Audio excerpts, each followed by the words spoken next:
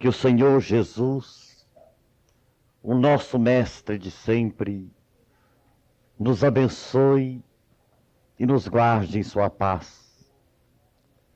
Para nós, a mensagem da noite, aberta por inspiração da casa, foi bastante tocante, porque nos enseja a refletir nos infortúnios ocultos, nas lágrimas, nas aflições daqueles que padecem no anonimato, e é ao mesmo tempo um remédio para todos os nossos males morais, para todos os nossos processos de obsessão, porque apresenta-nos a sugestão do trabalho, e no trabalho nós encontramos a libertação de nossas almas, vencermos o egoísmo,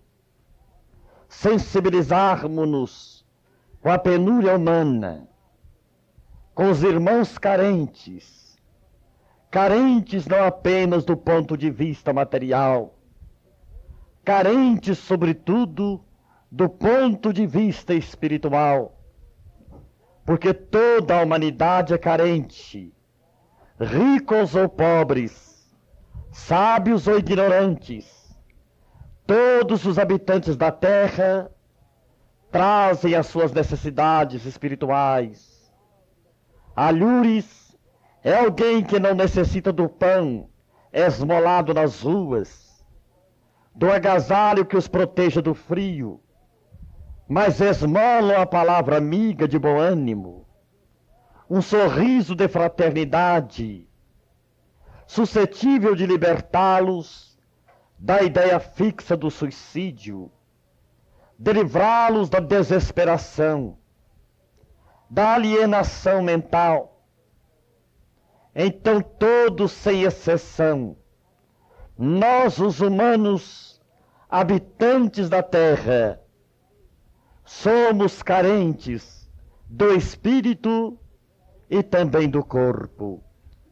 E o Evangelho segundo o Espiritismo, ao mesmo tempo que consola, adverte, dá-nos a receita ideal para a cura das nossas infecções morais, dos nossos males, concitando-nos a irmos ao encontro daqueles que padecem num grabato de dor sem se queixarem. Ao mesmo tempo, o Evangelho abre-nos os olhos da alma para o entendimento da problemática do ser. Quantas vezes somos levados a acreditar que a nossa dor seja maior que a dor do vizinho, que nós estamos carregando fardos excessivamente pesados para os nossos ombros. E no ápice do desespero, há quem diga: Deus se esqueceu de mim. As minhas preces não são ouvidas pela espiritualidade. Encontro-me sobrecarregado, sozinho, abandonado, dentro das provações. Não é verdade, meus irmãos? A suprema bondade do Pai alimenta os vermes nas reentrâncias abismais, com o mesmo amor e sabedoria com que mantens os sóis em suas gravitações no cosmos. Deus que sabe quantos fios de cabelo temos em nossa cabeça, Ele proverá todas as necessidades humanas e espirituais, desde que nós estejamos sintonizados com o bem. Só podemos encontrar o bem na sintonia do bem. Aqueles que desejam a presença dos bons espíritos em suas vidas devem, por sua vez, se tornar espíritos bons, porque semelhante atrai semelhante.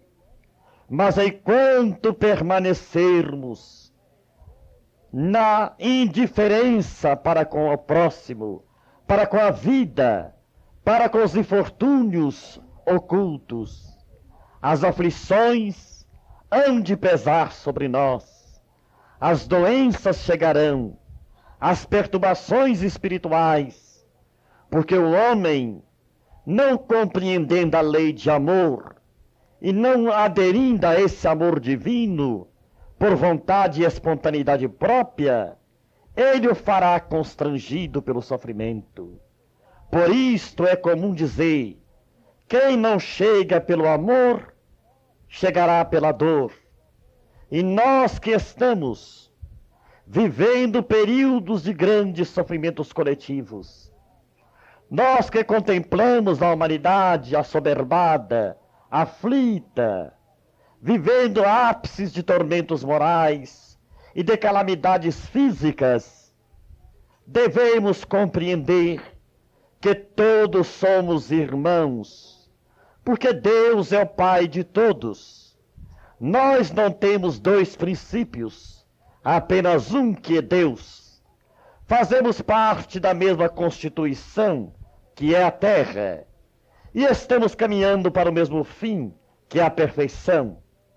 Somos humanos, nossos corpos foram feitos da mesma pasta, e não há quem não sofra sobre a terra. Grandes e pequenos, do ponto de vista social e econômico, todos têm uma entrevista com o sofrimento, com a dificuldade, com a tribulação, porque a terra atravessa períodos de tribulação. E o Evangelho então vem de nos receitar a fórmula ideal de amenizarmos as nossas dores, torná-las menores, concitando-nos a darmos de nós em favor dos outros. Quantos de nós passamos a vida inteira sem visitar um hospital? Só vamos lá quando algum parente, um amigo muito querido, lá se encontra. Do contrário, nós não visitamos os hospitais. Quantos de nós acreditamos que o homem que cometeu um crime deve permanecer nas prisões, esquecidos da sociedade, e passamos a vida inteira sem nunca dirigirmos os nossos passos na direção de um presídio? Quantos de nós não visitamos as favelas, os sofrimentos ocultos, os grandes desgraçados da miséria humana, vivendo tão somente, pensando tão somente em nós mesmos, almas presas, ergastuladas no egoísmo, enceguecidas pela indiferença, caminhamos pelo mundo descuidados e displicentes, até que chega o momento culminante de encontrarmos com a verdade. Aquela verdade consoante Jesus, capaz de nos libertar da ignorância espiritual. Então o sofrimento chega e concita o homem a sair do seu comodismo e a movimentá-lo na direção do trabalho profícuo do bem. Através da caridade, nós encontramos a chave de luz que abre a porta do enigma, aonde todos nós nos encontramos submersos. Vamos entender, meus irmãos, que tudo em a natureza se revela em lições proveitosas. O sol brilhando para o mundo inteiro, o oxigênio, patrimônio comum de todos os seres viventes, a terra produzindo para todas as nações, as águas circulando para todos os territórios, a vida estuando a beleza e a bondade, o amor e a misericórdia do nosso Pai, de forma farta e substancial, para que a vida não pereça em nenhum lugar do orbe terrestre. Por que não assimilarmos as lições da natureza em nossa vida, compreendendo que nós todos somos partícipes desta evolução? A felicidade é troca, o amor é fusão. Ninguém pode ser feliz no egoísmo, no isolamento, vivendo apenas trancado dentro do quarto de sua casa, sem nunca ter caminhado na direção do próximo. À medida que vamos entendendo a beleza da doutrina espírita em nossas vidas, vamos compreendendo que o Espiritismo é a presença de Jesus, não apenas consolando a humanidade, mas também educando o homem para a vida eterna, instruindo o espírito para as lições imperecíveis do eterno bem. Então a receita nos foi dada nesta noite, que todos nós possamos pô-la em prática e buscarmos o convívio estreito, mais próximo com o próximo, a fim de beneficiá-lo de alguma forma, seja em suas necessidades materiais ou em suas necessidades morais, espirituais. A sociedade humana sofre. Se nós sairmos em todos os lares de Araraquara, se batêssemos de porta em porta, ninguém nos diria: eu sou totalmente feliz. A plenitude da felicidade vive aqui. Em toda casa vamos encontrar um enigma de dor, de lágrima, de preocupação, de aflição, de carência. Falta alguma coisa, além dos móveis bonitos, dos carpetes, dos ornamentos caseiros, da mesa farta. Há sempre uma lacuna na alma e um vazio no coração, que somente a caridade pode preencher substancialmente. Por isto, nós que almejamos a felicidade, nós que estamos procurando a paz, vamos compreender que a felicidade só é possível na medida que nós tornamos os outros felizes. A nossa paz se nos advém a maneira como nós estamos dando paz aos outros. Então o Evangelho nos concita a sairmos do nosso comodismo e vibrarmos com aqueles que padecem mais do que nós. São milhões as grandes dores anônimas, as lágrimas que jorram dos olhos do mundo inteiro. Mas todos nós, que hoje estamos aqui, trazidos por necessidades múltiplas, as mais diversas, ouvimos atentamente o receituário divino para os nossos males. É o trabalho do bem. À medida que o homem ajuda, será ajudado. À medida que o homem coopera, ele receberá cooperação. Deus não dá, Deus retribui. A maneira da terra, que só produz quando recebe a semente do lavrador. Se o homem planta, colherá. Também assim ocorre com o próximo. Afirmara Jesus aos discípulos: dai e dar-se-vos-á. E mais tarde Francisco de Assis ensinaria: é dando que se recebe. E Allan Kardec preceitua: fora da caridade não há salvação. Então temos conosco a luz da compreensão superior. A nossa felicidade nasce da felicidade que damos ao próximo. Se todos nós praticássemos o bem, o mundo já seria um paraíso. Não haveria penúria, não haveria fome, não haveria solidão, não haveria abandono, miserabilidade, porque todos se amariam como verdadeiros irmãos que somos, filhos do mesmo Deus, habitantes do mesmo universo. Mas enquanto perdurar em nós o egoísmo, nós jamais poderemos dizer que somos felizes, porque carregamos conosco o maior inimigo de nossa felicidade, que é o egoísmo. À medida que nós vencemos o egoísmo, nós vamos encontrando a alegria de viver, a paz do coração, a saúde da alma e do corpo. Então não é difícil ser feliz. Basta que nós queiramos ardentemente ser felizes, saindo de nós, buscando os outros. O mandamento maior da lei: amar a Deus sobre todas as coisas, de toda a nossa alma, de toda a nossa sabedoria, com toda a pureza do nosso coração. E o segundo, semelhante ao primeiro, amar o próximo como a si mesmo. Ninguém pode amar o pai menosprezando-lhes os filhos. Ninguém pode amar a causa ignorando o efeito. Como nós poderíamos amar o desconhecido se nós não amamos aquilo que conhecemos?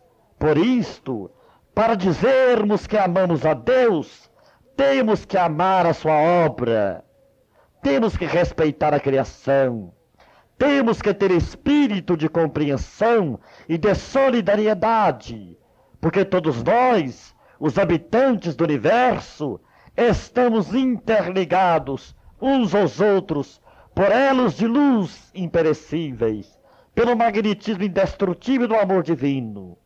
E se nós falhamos no compromisso de amar, no compromisso de compreender, de perdoar, de sermos úteis, nós estamos criando um colapso de forças nesta usina de luz, entrando em curto-circuito do coração. É aonde o homem sofre, é onde ele padece as mais dolorosas obsessões, e enxameia por todo lado, por toda parte, os milhões de carentes em nossa vida. Evidentemente, meus irmãos, que isto não é apenas uma recomendação filosófica, não é apenas uma beleza literária do Evangelho, é uma argumentação científica em que o plano divino nos apresenta a solução para todos os nossos problemas sociais, humanos e espirituais. A caridade. Ah, se todos nós compenetrássemos da importância do bem. Os espíritos são unânimes em afirmar que somente através da prática do bem o espírito continuará livre no mais além para prosseguir em direção a mundos superiores.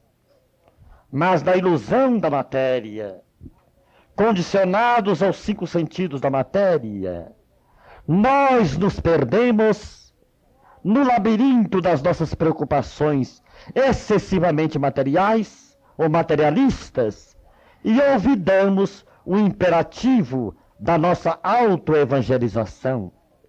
Deixamos o Cristo para depois.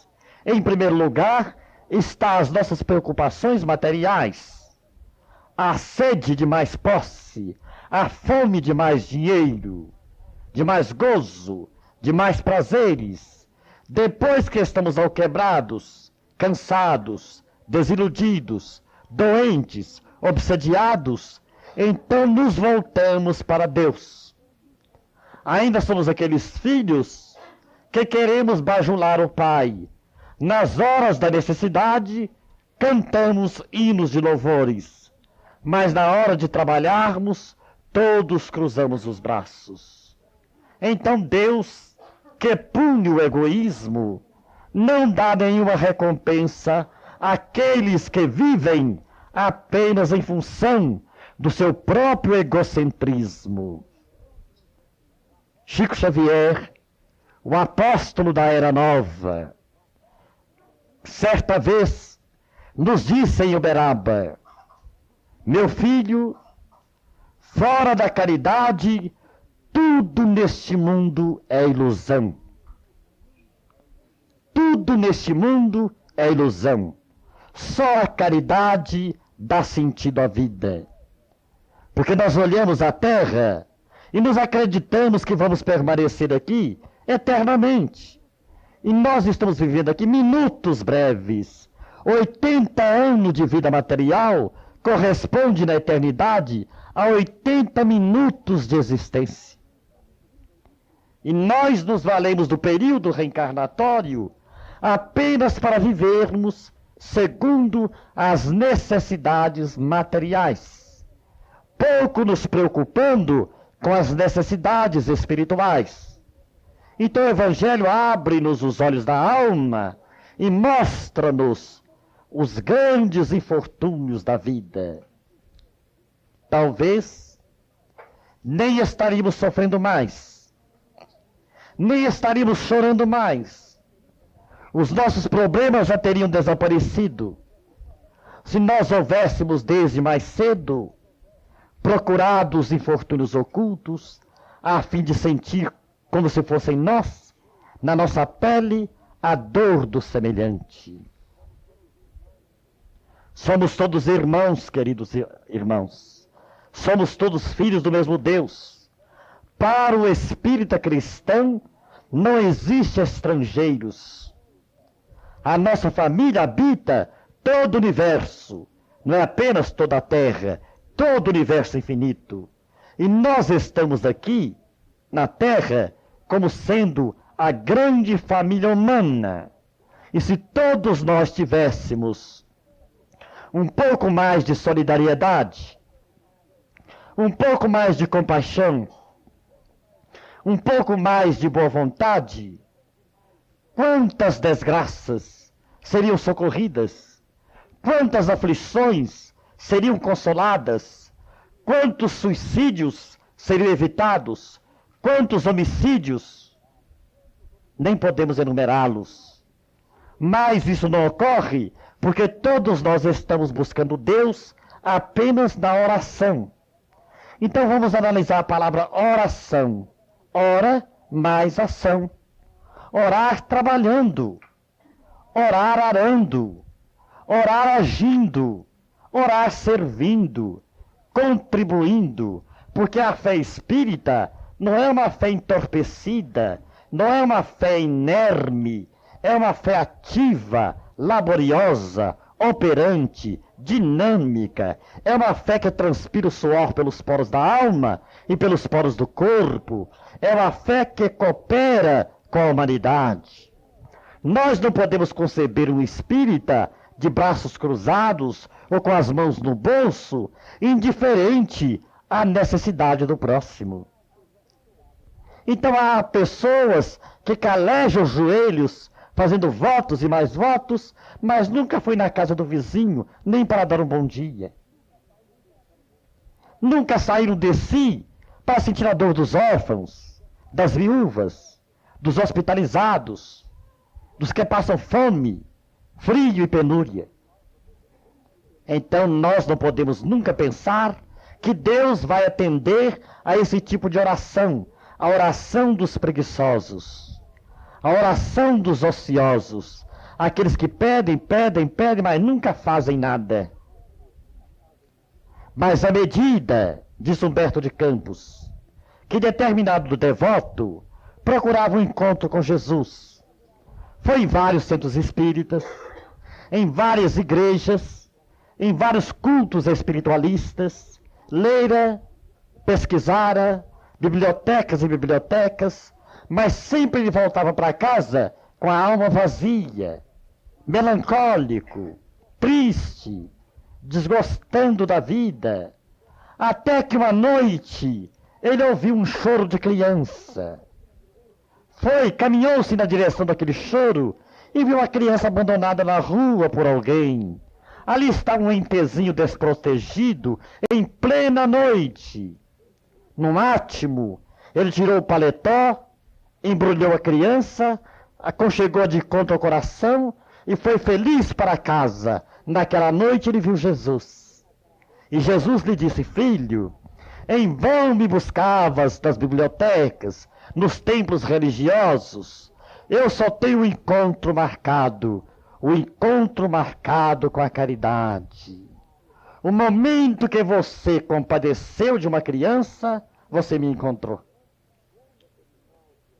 Quantos de nós, meus irmãos, copiamos o devoto, apenas Oramos, cantamos e oramos, mas não trabalhamos, não nos esforçamos, vivemos apenas em função da família.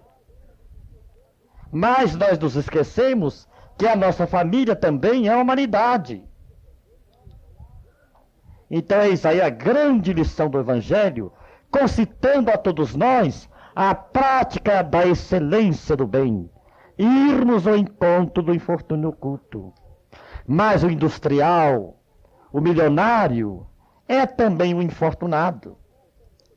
Se ele não necessita de dádivas materiais, ele está carente de uma palavra amiga, de uma prece, de um minuto de atenção, de um diálogo amigo, a fim de que ele possa a fim de que ele não venha sucumbir-se ante as amarguras do coração, as provas que ele tem dentro do lar, um filho doente, uma esposa doente, um filho problemático, ou ele portador de uma úlcera estomacal.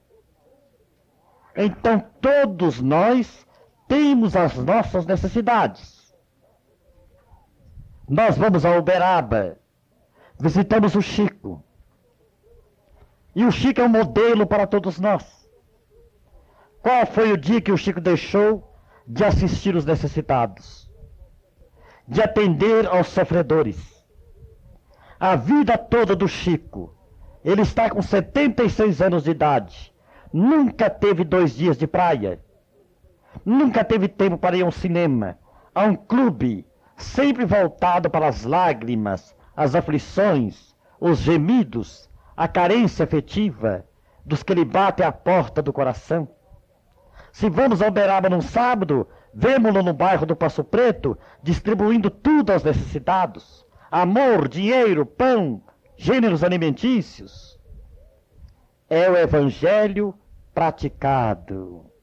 Não apenas o Evangelho escutado, ouvido, mas o Evangelho assimilado, o Evangelho colocado em prática.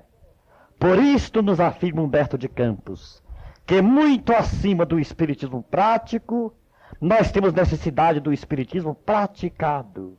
Porque do contrário, nós vamos ficar como cheque sem fundo. Damos uma quantia em dinheiro, mas vai ao banco e ninguém tira nada porque não tem fundo. E às vezes nós ficamos diante da providência como cheques sem fundos. Não tem depósito. E qual é o depósito do espírita? É a caridade. É o amor do próximo. É o perdão para o próximo. É a compreensão para o próximo. É a nossa doação ao próximo.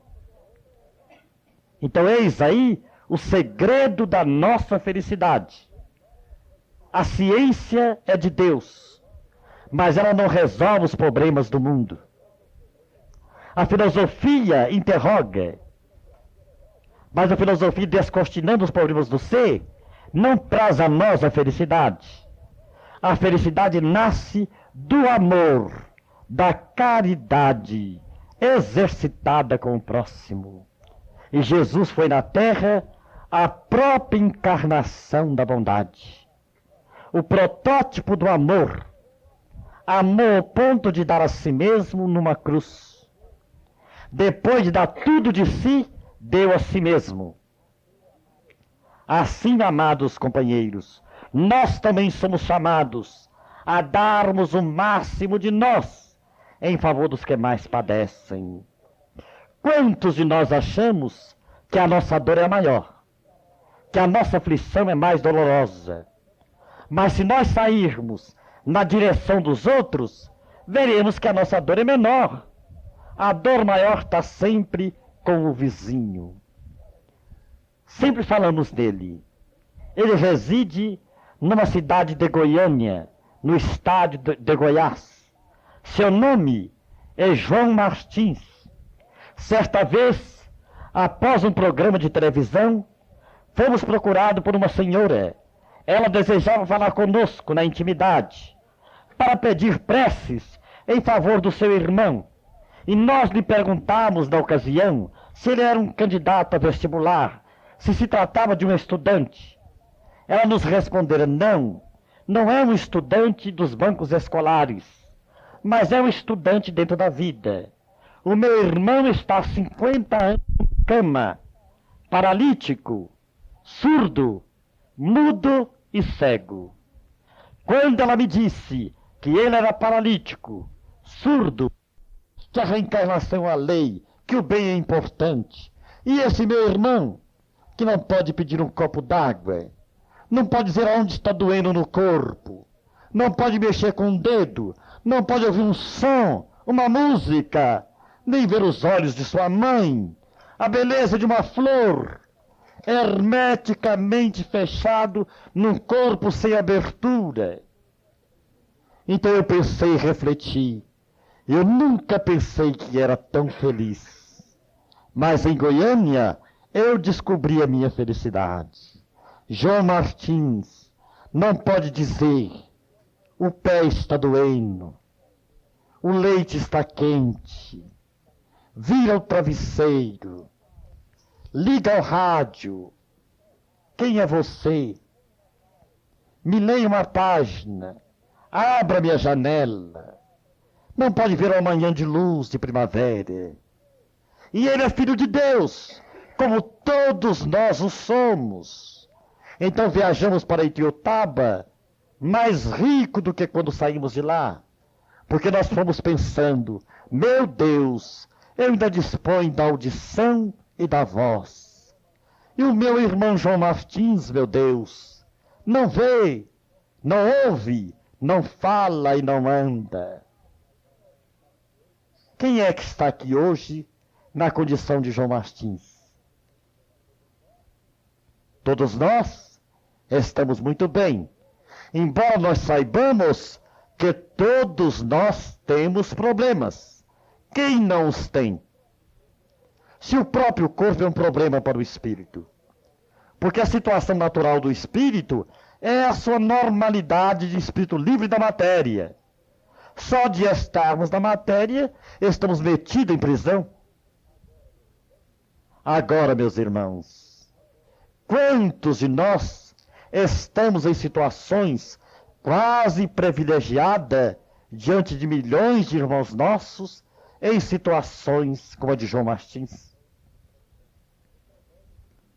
Então vamos compreender a necessidade de irmos ao encontro da miséria humana, da carência humana, e a nossa felicidade brilhará como o sol em nós. E não duvidemos, meus irmãos, a felicidade, diz Emmanuel, é o fruto que se colhe da felicidade que se semeia. À medida que semeamos a felicidade, ela virá ao nosso encontro. É uma troca, é uma permuta, é uma recíproca. É dando que se recebe. É o que nós aprendemos no Centro Espírita. É o que nós aprendemos nos Evangelhos, com os bons espíritos. Então a nossa dor diminuirá, a nossa aflição diminuirá, se nós tivermos a coragem de irmos ao encontro dos infelizes. Assim, todos nós seremos um dia mais felizes do que somos hoje, se nós tivermos a coragem de darmos um passo além dos nossos interesses, além das nossas preocupações. O homem diz que não tem tempo para visitar um hospital, não tem tempo para visitar um pobre sofredor, mas ele tem tempo de viajar 1000 léguas para comprar um boi de raça. Porque isso interessa para o bolso dele. Ele tem tempo para a indústria, porque isso interessa para o bolso dele. Ele só não tem tempo para Deus. Então nós vemos no livro Dramas do Cotidiano, da Zíbia Gasparetto, a história de um industrial que visitou a sua indústria no domingo de manhã, no carro do ano, para ver se tudo estava em ordem. Quando ele voltava da indústria, um caminhão de grande porte bateu em seu carro e ele foi levado para o hospital em estado de coma. Ele fora do corpo, no estado de comatoso, Ele fora do corpo dizia aos espíritos: me deixe viver mais um pouco. Eu não quero desencarnar agora. Eu nada fiz pelos outros. Agora eu sei que a vida continua. Dá-me uma oportunidade. Pelo amor de Deus. Deixa eu voltar ao corpo. Não me leve agora. Os amigos espirituais lhe diziam: não, Alfredo. Você viveu 50 anos na Terra. E em 50 anos, você só pensou no clube de campo, na família, nos passeios, nas praias, no dinheiro. Agora você quer mais tempo. O seu tempo está esgotado. E enquanto os familiares choravam numa sala contígua do hospital, Alfredo deixou o corpo naquela manhã, rico industrial, que não pôde voltar para casa. Quanta surpresa, meus irmãos! Quanta surpresa! Às vezes nós vamos viver 80 anos e não vamos aos 30, não vamos aos 40. 80 anos não quer dizer vida bem vivida, porque há pessoas que vivem 90 anos na preguiça, na inércia, no comodismo. Apenas exploram o planeta, mas não retribuem nada à Terra. E voltam ao plano espiritual enferrujados, necessitados de movimento. Voltam a reencarnar em situações difíceis para aprenderem a ser bons. Não vamos perder a oportunidade. Comecemos hoje visitando alguém. Às vezes, a nossa própria família espera por nós. Há quem fique 10 anos sem ver um pai, muitos anos sem ver um tio, um parente, completamente desligados afetivamente, por não terem tempo, porque o tempo para eles é dinheiro, preocupados com muito dinheiro. Então, para esses que estão preocupados com muito dinheiro, há um aviso dos espíritos: a túnica do espírito não tem bolso. Na espiritualidade não tem talão de cheque. Lá o único depósito é a caridade. Fez a caridade, luz, amor, paz, harmonia. Não praticou a caridade, sofrimento, lágrima, loucura, perturbação. Então vamos perguntar como está indo o nosso depósito espiritual. Não os nossos depósitos bancários, os nossos depósitos espirituais. Será que nós estamos investindo no próximo? Então, feliz daqueles que investem no próximo, aqueles que saem em busca das sombras dos que sofrem, das dores humanas. Estes um dia serão muito felizes.